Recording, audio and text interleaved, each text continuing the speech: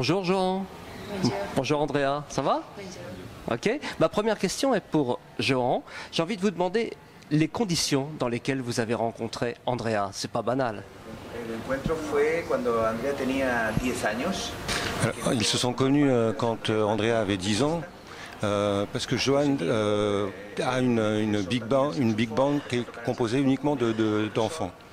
Et qui s'appelle la Sant'Andreu Jazz Band. Et donc Andrea est rentrée dans le groupe, elle a commencé à jouer de la trompette.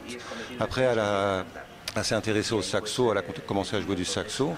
Et après dans la suite, elle a commencé à chanter. Il a vu qu'elle avait un intérêt au niveau du chant.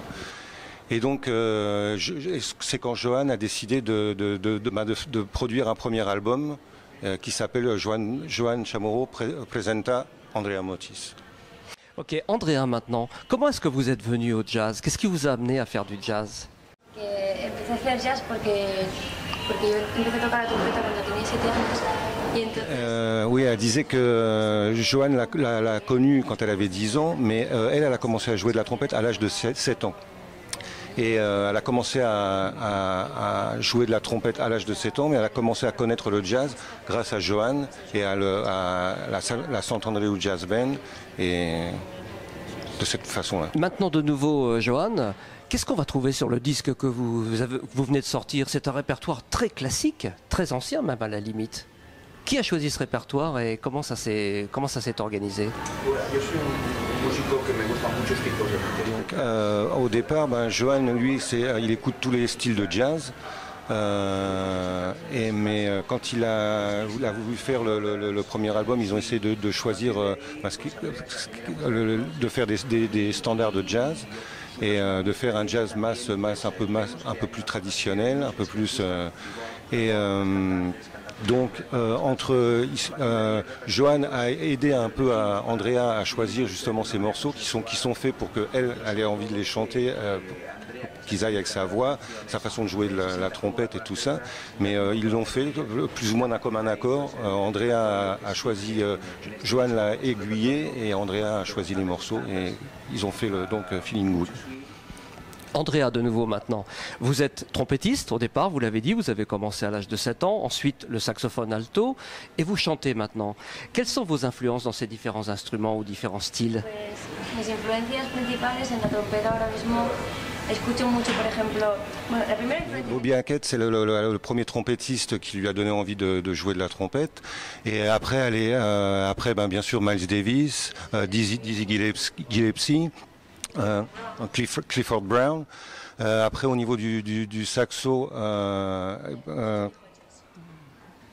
Johnny Rogers, bien sûr John Coltrane, Steve Lacy, oui, Charlie Parker. On a entendu Sidney Bechet. Sidney Bechet, oui. Oui, Sidney Bechet. Et au niveau du chant, elle adore Cécile McLaurin. Et elle aime beaucoup aussi Sarah Vaughan, Billie Holiday et Ella Fitzgerald et Amy Winehouse. Ah oui, pourquoi pas. C'est une bonne idée. Revenons vers Johan maintenant à propos du disque de nouveau. Quel est ce line-up incroyable? Il y a même un certain Scott Robinson qui apparaît dans ce disque. Comment s'est constitué le line-up de l'album? L'histoire du groupe a commencé, ils ont commencé en quintette avec donc Johan et Andrea, Ignacy Terrassa au piano, Esteve Api à la batterie et Josep Travers à la guitare. Il essaye à chaque fois de collaborer avec des musiciens qui vont leur apporter une bonne musique, mais un bon feeling, surtout, ce qui est le plus important. Et un de ces musiciens, c'est Scott Robinson. C'est un musicien comme eux qui est très éclectique, qui joue avec Maria Schneider, Joe Lovano. Il dit que Scott Robinson est un peu comme Andrea et Johan.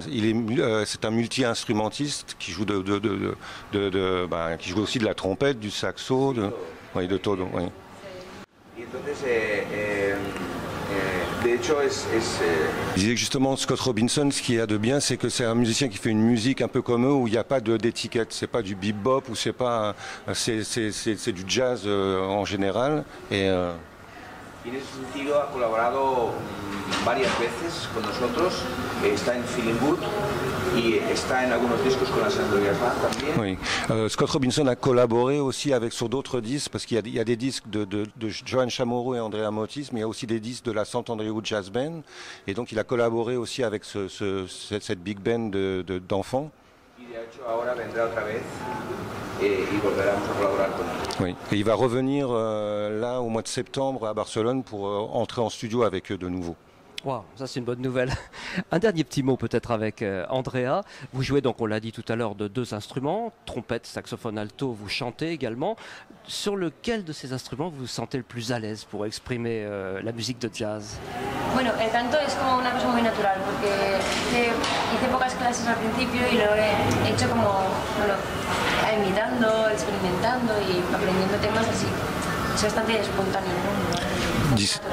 Disais que pour elle, le chant c'est quelque chose de naturel. Elle l'a fait au départ en essayant d'imiter des chanteurs ou de faire, et ça vient tout seul.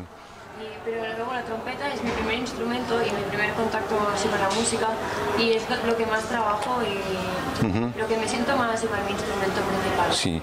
Pour elle, l'instrument principal c'est la trompette, parce que c'est l'instrument où elle a appris la musique à travers de la trompette. C'est l'instrument qu'elle a travaillé et qu'elle continue de travailler beaucoup. Donc c'est vraiment son instrument préféré. C'est la carrière que vous avez décidé de faire, Andrea, depuis toujours? De hecho, no me he planteado nunca así. O sea, antes si quería dedicarme exclusivamente a la música o no. Yo he tenido la suerte de encontrarme con Joan y de hacer este mixtura Elle dit qu'elle a eu la chance de rencontrer Johan qui lui a donné l'envie de faire tout ça et puis de continuer d'un projet à un autre. Et en voyant que tout marche bien et qu'il le passe vraiment super bien, elle trouve que c'est la meilleure chose qui pouvait leur arriver. Et ils sont prêts à continuer comme ça. C'est parfait, c'est un grand plaisir pour nous aussi. Et la meilleure chose qui pouvait arriver aussi, c'est cet album. Alors l'un ou l'autre va nous rappeler le titre et le label. Feeling Good. Merci beaucoup à tous les deux. Merci.